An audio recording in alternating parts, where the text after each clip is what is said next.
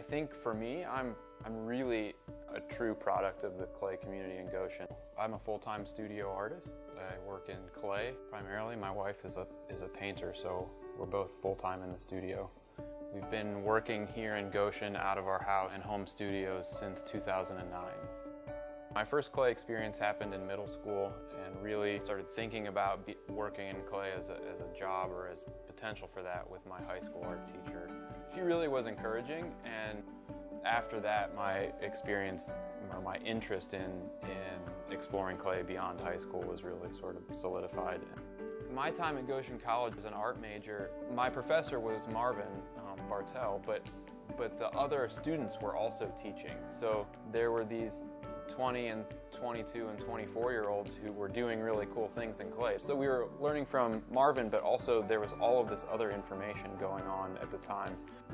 Marvin's, he's a creative force. You know, when you go into your first clay class, you have these ideas about making cups or bowls or plates like any potter would make, but you get to Marvin's house and his toilet is made out of clay and his sink is made out of clay and the floor is made out of clay. And so all of a sudden you realize that being a studio artist and working in clay doesn't have to mean just making tableware. I think that legacy that he started continues to perpetuate. There are now students of his students who are teaching. So there's 3 or 4 generations of his ideas about teaching that are active and working.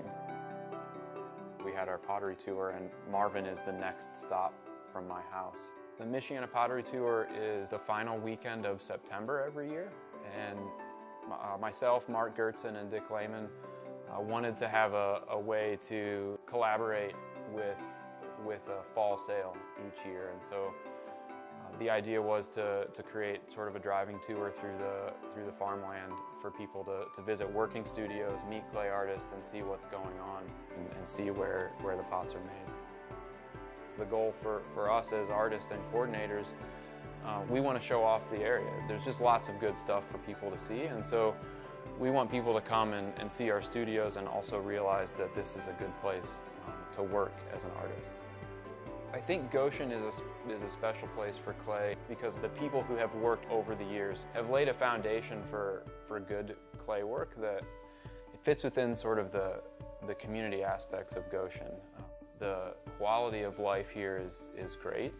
The cost of living is low, but there's lots of great stuff happening, good schools for my kids to go to, and there's a really active community, in particular in clay, a community that's interested in collaborating with each other, and that feels really important.